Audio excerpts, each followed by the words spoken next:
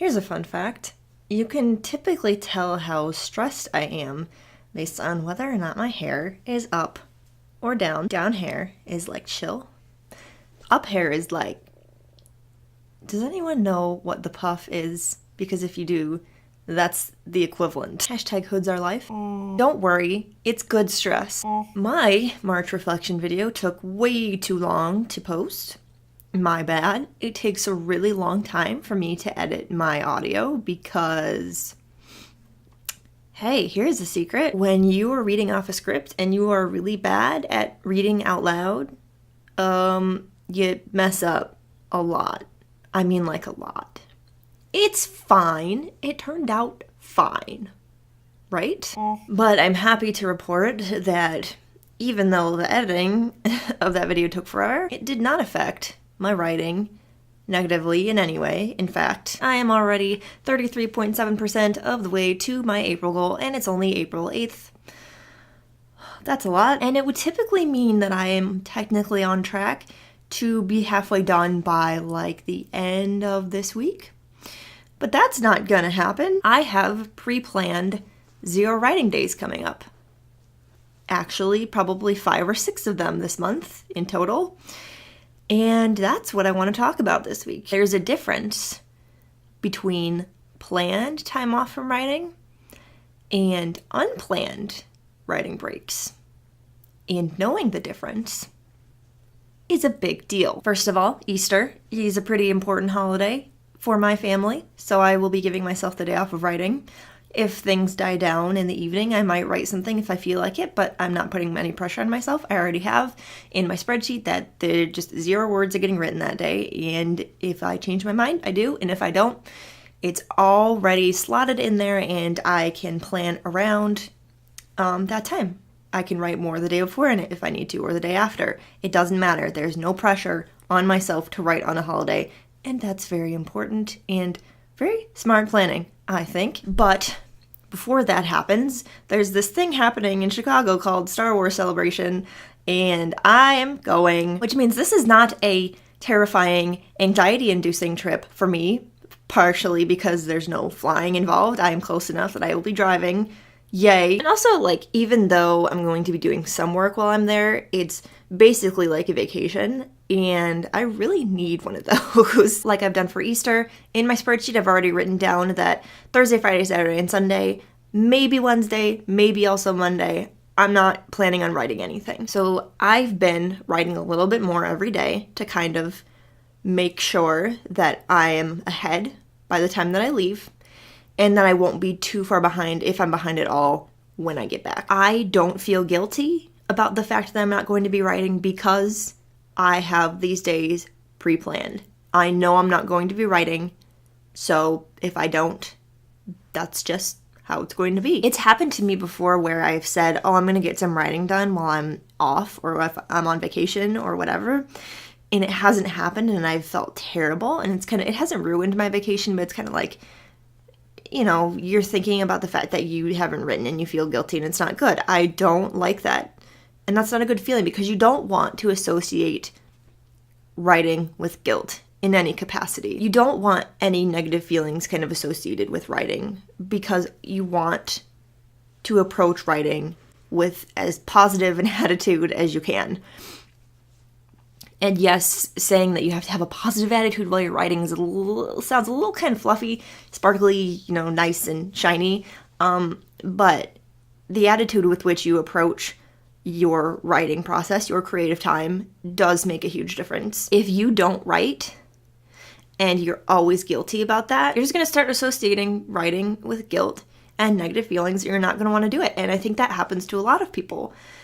And you don't want that to happen to you. So my advice to you is that if you know that chances are you're probably not going to be able to write a certain day, like if there's one day of the week that's really busy for you or something has been planned, you have an event, you're going on vacation, don't force yourself to write. Give yourself that option. Bring your laptop, kind of put it in the bottom of your suitcase or wherever you put it. I don't know. Give yourself the option to write, but don't put the pressure on yourself to write, because that way if you don't, oh well. But if you do, if you feel inspired, if being on vacation, for example, kind of opens up your brain and you're like, oh, I have an idea I want to write, then you totally can, and that's awesome. But again, if you don't, you don't. No guilt, you're on vacation. You deserve the time off. How do you deal, though, when unplanned 0 writing days happen? Because that does happen. Things get in the way. Something comes up, or, I don't know, your computer dies. Don't ever let that happen, by the way. That's a terrible reason not to write. I meant die as in, like, is no longer charged. I didn't mean die as in, like, totally die, which happened to one of my laptops once. That's not under your control. Even I still feel guilty when I planned on writing and I don't. Even when something is due, like on Monday, for example, and I say I'm going to do it on Saturday, but I don't, I end up doing it on Sunday instead. It's not late. I'm not doing anything wrong. I haven't missed a deadline. But the fact that I planned on doing it one day and waited until the next day to do it, that makes me feel bad. I don't like that. That makes me feel guilty. And I start to think, oh, I should have done that yesterday. Oh, I'm so lazy. How could I have not done it when I said I was going to? I've been writing for a long time, and that still happens to me. And I totally understand why you might think this way. I'm not judging you for that at all. But I think it's really, really important to do the best that you can to keep in mind that not writing when you say you're going to is not the end of the world. It's not good if you do it constantly all the time. Like if you say you're going to work on something like 20 days in a row and it just doesn't happen, that's a problem. But if you do something a day or two later than you said you were going to, and it's not technically late, you're not inconveniencing anyone, it's not the end of the world. Things happen. You are human. You're not perfect. You get tired, just like anyone else. You don't feel like doing something and just can't force yourself to do it like anyone else. You are normal. I think all of us really need to work on not feeling terrible about being humans that are not perfect. Perfectionism is bad. If you said you were going to do it today and you didn't, try to do it tomorrow. And if you don't do it tomorrow, then the day after that, take some time to sit down and kind of figure out why you haven't done the writing. What is standing in your way? Because chances are it's not, oh, I needed to take care of this errand, or, oh, I got distracted. You're probably not doing it for a reason. That could be as simple as I just am having a hard time starting it, which is a problem for a lot of people. I understand that. It could be something a lot deeper, like, oh, I'm really nervous about writing this story. I don't know how to start it. I don't know if I should do it. I don't know if I can do it. And then you start to freak out about it and you don't do it because you're kind of scared. Figure out the reason why. And if there isn't one, if you just are having a hard time starting it, just start it. It can be in the middle of a sentence. Who cares? You don't have to start at the beginning. It doesn't have to be perfect. It just has to be something. Writing is seemingly impossible until you start doing it. And of course there are going to be points along the way where you get stuck, or you're not sure where to go from there, or you get distracted by something. Again, we're all human. It happens. But if your biggest barrier is starting, then you just need to start. You just need to go. Dive in.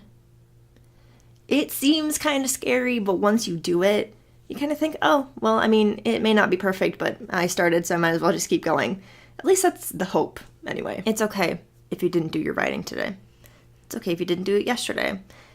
It's probably okay if you don't do it tomorrow, but really try the hardest that you can to start it as soon as possible, because 0 writing days may be fine for a couple days in a row, but you don't want it to just become normal and just keep putting it off and putting it off and putting it off. If you can plan days where you don't write, that's good. If you don't write on the weekends, have that planned in your schedule so that you don't do it and don't feel bad about not doing it. Planning to do nothing seems like kind of weird. But if you really want to take your writing seriously, it might help. Or not. I don't know you. It helps me. I'm just going off of what I know from my personal experience. Maybe it'll help you, maybe it won't. I'm just a person sitting here in front of a camera talking about writing because I think it's fun. Good luck on all the writing things this week, and hopefully I will be back next week, not totally dead tired from whatever I'm about to get myself into, and I will talk more about writing things. Because it's what I do now, apparently. Bye.